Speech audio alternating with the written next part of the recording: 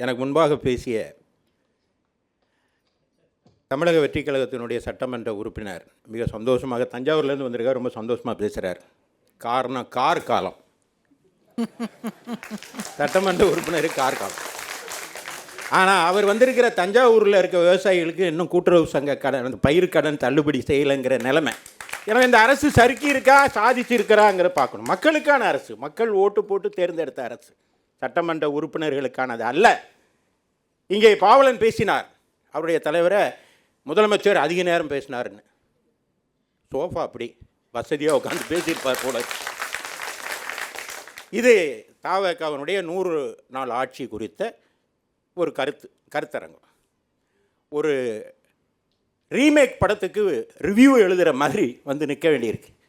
ஏன்னா எதுவும் சொந்த திட்டமே இல்லை, எல்லாம் காப்பி கேட். எல்லா திட்டங்களுக்கும் வெற்றின்னு ஒரு பேர் வச்சு, அம்மா பசுமை வீடுன்னு ஒரு திட்டம் அதிமுக தந்தது, அதற்கு பேர் இப்போ வெற்றி வீடு. அம்மா மடிக்கணினின்னு புரட்சி தலைவி அம்மா தந்தாங்க, அது வெற்றி கணினி. அம்மா மருந்தகம், தற்போது வெற்றி மருந்தகம். தாலிக்கு தங்கம்னு ஒரு திட்டம் தந்தாங்க இல்லையா, அது இப்போது தாய்மாமன் சீர். இதில் எங்கே இருக்குது புதிய திட்டங்கள்? எங்கே இருக்குது? அவங்க ஒரிஜினல் திட்டத்தை தந்தது அதிமுக, இது காப்பிக்க. இந்த இந்த இந்த அரசு 108 அடி வளர்ந்த பிறகு படம் ட்ராப், தியேட்டர் கிடைக்கல, படம் ட்ராப் ஆயிடுச்சு. அப்போது ஒரு ஃபைனான்சியர் வந்த மாதிரி காங்கிரஸ்லேருந்து வந்து பணத்தை போட்டு படத்தை ரிலீஸ் பண்ண மாதிரி வந்த ஆட்சி தான் இந்த ஆட்சி. நல்ல ஒரு ஸ்டார் வேல்யூ உள்ள படமாக இருக்கணுங்கிறதுக்காக அண்ணன் திருமாவை அதில் உள்ளே சேர்த்துக்கிட்டாங்க. காமெடிக்கு கம்யூனிஸ்ட்டுகள், சென்சேஷனலுக்கு முஸ்லீம் லீக்கு, இப்படின்னு சேர்த்து இந்த படத்தை இன்றைக்கி வெற்றிகரமாக 100 நாள் ஓடுற ரீல்ஸ் அரசாங்கம். இது ஆட்சி அல்ல, இது ரீல்ஸ் அரசாங்கம். நான் எதற்காக இப்படி சொல்கிறேன்னா, சரி காப்பி கேட்டு இதில் ஏதோ பாராட்டுறதுக்கு ஒரு விஷயமே இல்லையா அப்படின்னா, இந்த படத்தோட வசன கருத்தாவை நான் ரொம்ப பாராட்டுறேன். நெஞ்சில் குடியிருக்கும், என்ன அருமையான வசனம். எப்படிங்க குடியிருக்க முடியும்? கரண்ட் பில்லு, அது கரண்டே வரல, ஆனால் கரண்ட் பில் ஏறிட்டு போது வீட்டில் குடியிருக்க முடியல. சொந்த வீட்டுக்காரன் சொந்த வீட்டில் குடியிருக்க முடியல. 100%, 200% வரியை ஒய்த்திக்கிட்டு போகிறாங்க. கல்லூரியில் போய் படிச்சுட்டு வாடான்னு சொல்லி ஹாஸ்டலில் குடியிருக்கிற அமுதன் இன்றைக்கு கொலை கிடைக்கிறான். அது மட்டும் இல்லை, கோட்டையில் முதலமைச்சர் அறையில் ஆண்டாண்டு காலமாக இருந்துக்கிட்டு இருக்க அதிகாரிகளை அங்கே குடியிருக்க விடாமல் 10 வாடி கட்டிடத்திற்கு குடி போங்கன்னு சொல்கிறார். ஆக எங்கேயுமே யாரும் குடியிருக்க முடியாத நிலைமை. கர்நாடகாவிலேருந்து தண்ணி வரல, இன்றைக்கி 3 பேரை சுட்டு கொண்டுட்டாங்க. கேட்டால் உங்கள் வேலையை பாருங்கிறான் அந்த முதலமைச்சர். இந்த முதலமைச்சர் அதை தட்டி கேட்குற நாதி இருக்கா? தட்டி கேட்குற திலானி இருக்கா? உங்கள் ஆட்சியில் காங்கிரஸ்காரங்க 2 பேரை மந்திரியாக வச்சுருக்கீங்க, அறிக்கை விட்டுருக்கீங்களா? கண்டன அறிக்கை வந்திருக்கா? சிபிஐ விசாரணை கேட்குறது அதிமுக தான், மக்கள் இயக்கம். சிபிஐ விசாரணை கேட்குறது. ஆனால் நீங்கள் எதையுமே கேட்க மாட்டீங்க. காங்கிரஸ் உங்களுக்கு ஜாக்கியே காங்கிரஸ் தான். இல்லைன்னா இந்த தள்ளு மாடல் வண்டியை யாரும் தள்ள முடியாது. இந்த அரசாங்கம் 108 அரசாங்கம். 108னா நமக்கு என்ன நினைவு வரும்? ஆம்புலன்ஸ். அதனால தான் இழுத்துக்க பிடிச்சிக்கன்னு அது இருக்குது. பாவலன் ரொம்ப டென்ஷன் ஆகிட்டார், எனது அருமை நண்பர். அவர் பாமக தவேகாக்கு நல்லா தான் இருக்குன்னு ஒரு வார்த்தை சொன்ன உடனே அவர் அண்ணன் டென்ஷன் ஆகிட்டார். இது ஒரு ஸ்ட்ராட்டஜி. பாவலன் அதை புரிஞ்சிக்கலன்னு நினைக்கிறேன். ஆக 108 அரசாங்கம் இழுத்துக்கேன்னு இருக்குது. அது இப்போ வெண்டிலேட்டரில் தான் இருக்குது.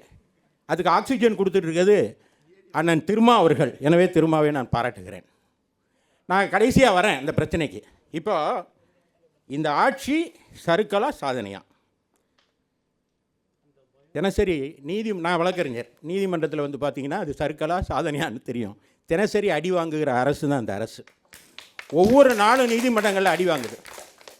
உதயநிதி ஸ்டாலினை அரெஸ்ட் பண்ணாங்க, சிங்கப்படை. அதோட முதல் கேஸு உதயநிதி ஸ்டாலினை அரெஸ்ட் பண்ணதுன்னு நினைக்கிறேன். ஆனால் அது அரெஸ்ட்டா? நீதிமன்றத்தில் வந்து அரசு வழக்கறிஞர் சொல்கிறாரு, நாங்கள் விசாரிச்சுட்டு அனுப்பிச்சிடுவோம் அப்படின்னு. சட்டம் என்ன சொல்லுது? விசாரணைக்கு போனால் 41A நோட்டீஸ் கொடுக்கணும். 7 ஆண்டுகளுக்கு கீழே உள்ள தண்டனைக்கு 47A நோட்டீஸ் கொடுக்கணும். உதயநிதி ஸ்டாலின் என்ன வெளிநாட்டுக்கு தப்பி போகிறவரா? 41A நோட்டீஸ் கொடுக்காம அவர் வீட்டு முன்னால் பெரிய படை. சரி அரெஸ்ட் பண்ணிடுவாங்க போல இருக்குன்னு நானும் பார்த்துக்கிட்டு இருந்தா, அவரை தஞ்சாவூருக்கு அழைச்சிட்டு போகிறாங்க. அந்த வண்டியில் எல்லா திமுக மாவட்ட செயலாளரும் ஏறி போகிறான். ஆக அவங்க எங்கே போகிறாங்க அப்படின்னா தஞ்சாவூருக்கு இன்ப சுற்றுலா போயிருக்காங்க. இது அரெஸ்ட் அல்ல. எதிர்க்கட்சி தலைவர் அரெஸ்ட் பத்தி திமுக கூட பேசல. புரியல. எதிர்க்கட்சி தலைவர் கைதானத திமுக கூட பேசல, நீங்க தான் பேசுறீங்கன்னு கேக்குறேன்.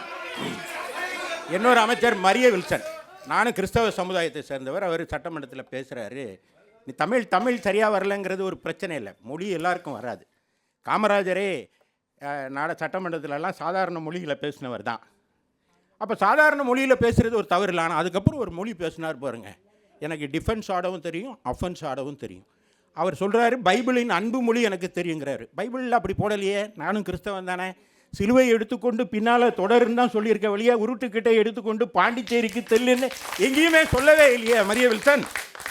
அடுத்தது ஒரு அமைச்சர், அவர் சொல்கிறார், எங்கள் முதலமைச்சர் வந்து வணங்கும் போது யாரும் எந்திரிக்கலை அப்படிங்கிறார். அது கூட காப்பி கேட் தான், வலைத்தளங்களில் பார்த்துருப்பீங்க. சபையில் சபாநாயகருக்கு மட்டும்தான் அங்கே மரியாதை. பேரவை விதி 87ன்னு ஒன்று இருக்குது. அதுபடி சபாநாயகர் வரும்போது அமர்ந்து இருப்பவர்கள் அனைவரும் எழுந்து வணங்கணும், முதலமைச்சர் வணங்கணும், எதிர்க்கட்சி தலைவர் வணங்கணும். எனவே தான் பட்டியலினத்தை சார்ந்த தனபால் அவர்களை அங்கே அமர வைத்து வணக்கம் செலுத்தியது அதிமுக. அவ்வாறு செய்தவர். இது மாதிரி அடுக்கிக்கொண்டே போகலாம். ஆக எலும்பலைங்கிறது ஒரு மேட்டராங்க.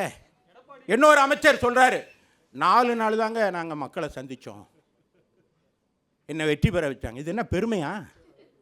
அப்போ மக்களை எவ்வளோ இழிவாக நீங்கள் பேசுகிறீங்க. 4 நாள் தான் சந்திச்சாராம். காமராஜரே தோற்கடித்த மக்கள் இந்த மக்கள். நீங்கள் மக்களை புரிந்து கொள்ள வேண்டும். படுத்துக்கொண்டே ஜெயிப்பேன் என்று சொன்ன காமராஜர் தோற்று போனார். இந்த மொழி, இந்த ஏகடிய மொழி எங்கிருந்து வருகிறது? ஆக உங்களுக்கு வாக்களித்த நீங்களே 108ல் தான் இருக்கீங்க, இன்னும் தாண்டலை, அரைக்கிணறுல தான் இருக்கீங்க. ஆக்சிஜன் கொடுத்துக்கிட்டு இருக்குது. வெண்டிலேட்டர் திரும்ப இடைத்தேர்தல் வேற நிப்பாட்டி வச்சிருக்கீங்க. வர இடைத்தேர்தலுக்கு வரேன். ஆக ஆக்சிஜனை கொடுத்துட்டு இருக்கார். அப்படிப்பட்ட ஒரு நிலையில் என்ன மொழிகள் நீங்க பேசுறீங்க? அப்பா எங்கேங்கிறார் முதலமைச்சர். நான் கேட்குறேன், நான் என்ன கேட்குறேன், நீங்கள் ஆட்சிக்கு வந்ததுலேருந்து 75 பேர் கொலை, ஒரு 6 பேர் லாக்அப் டெத்து. அவங்க பிள்ளைகள்லாம் அப்பா எங்கேன்னு உங்கள்கிட்ட கேட்டால் நீங்கள் என்ன பதில் சொல்லுவீங்க முதலமைச்சர்? இது ஒரு முதலமைச்சருக்கு அழகா என்று கேட்குறேன். சட்டமன்றத்தில் எதுவும் பேசணும், எப்படி பேசணும்? மக்கள் பிரச்சனையை பேசுங்க. அப்பா எங்கங்கிறதா உங்களுக்கு பிரச்சனை. நாட்டில் எத்தனை பேர் அப்பா இல்லாமல் இன்னைக்கு மரணம் அடைந்திருக்கிறா? அதுக்கு நீங்கள் பொறுப்பு. கர்நாடகாவில் 3 தமிழர்கள் மரித்திருக்கிறாங்க, அவர்கள் சுட்டு கொண்டிருக்கிறார். அவர்களை கேள்வி கேட்க இந்த அரசுக்கு அருகதை இல்லை, நாதி இல்லாமல் இன்றைக்கு தமிழர் இருக்கிறார். குரல் கொடுக்கிறது அதிமுக.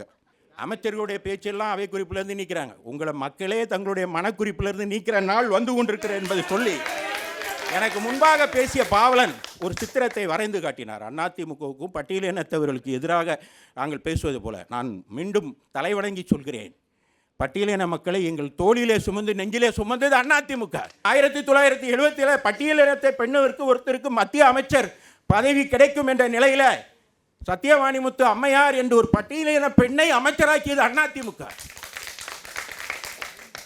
அண்ணல் அம்பேத்கருடைய வாழ்வை படித்திருக்கிறேன். அவர் பள்ளியில் படிக்கும்போது அவர் தாழ்த்தப்பட்ட இனத்தை சேர்ந்தவர் என்பதாக தனியாக உட்கார வச்சு சாப்பாடு கொடுப்பாங்களாம். அவர் எழுதியிருக்கிறார், படித்திருக்கிறேன். அப்படிப்பட்ட பட்டியல் இனத்தவரை பள்ளி பிள்ளைகளுக்கு சோறு போடுகிற அமைச்சராக உருவாக்கியது யார்? அதிமுக. அமைச்சர் சரோஜா தனபாலையை அமர வைத்தோம். கடைசியாக ஒன்று கேட்குறேன், இவ்வளோ பேசுகிறீங்கல்ல பாவலன், தலித் எழில்மலை என்று ஒரு பட்டியல் இனத்தவரை திருச்சியில் நிற்க வச்சாங்க, பொது தொகுதியில் நிற்க வைங்க. திருச்சியில் தேர்தல் வரப்போகுது. அண்ணன் திருமாவர்களுக்கு அந்த வாய்ப்பை தாவேக்க கொடுக்குமா என்று கேட்கிறேன். நாட்டு மக்களுடைய நன்மைகளை பற்றி பேசவில்லை, தேர்தல் வாக்குறுதிகளை நிறைவேற்றவில்லை. இது எவ்வாறு இருக்கிறது என்றால், இந்த ஆன்லைனில் ஆர்டர் போடுவோம், ஆசையாக பிரித்து பார்த்தா உள்ள செங்கல் இருக்கும் அப்படின்னு யாருன்னே தெரியாமல் ஓட்டை போட்டு யாரோ வந்து உட்கார்ந்து இப்பொழுது ஆட்சி நடந்து கொண்டிருக்கிற சூழ்நிலை இருக்கிறது என்பதை சுட்டிக்காட்டி, வரும் காலங்களிலே அனைத்து இந்திய அண்ணா திராவிட முன்னேற்றக் கழகம் ஆட்சி அமைக்கிற நாள் வரும். இது சறுக்கலின் ஆட்சி என்பதை மக்கள் தவறாக புரிந்திருக்கிறார்கள். அதற்கு பின்பு ஆட்சி அமைக்கிற காலம் வரும். ஏனென்றால் மக்கள் மனங்களிலே குடியிருக்கிற அதிமுக அவை குறிப்பிலிருந்து மட்டுமல்ல, மக்கள் மனக்குறிப்பிலிருந்து இந்த அரசு போகும் நாள் வந்துவிட்டது என்று சொல்லி வாய்ப்புக்கு நன்றி பாராட்டி விடைபெறுகிறேன். வணக்கம்.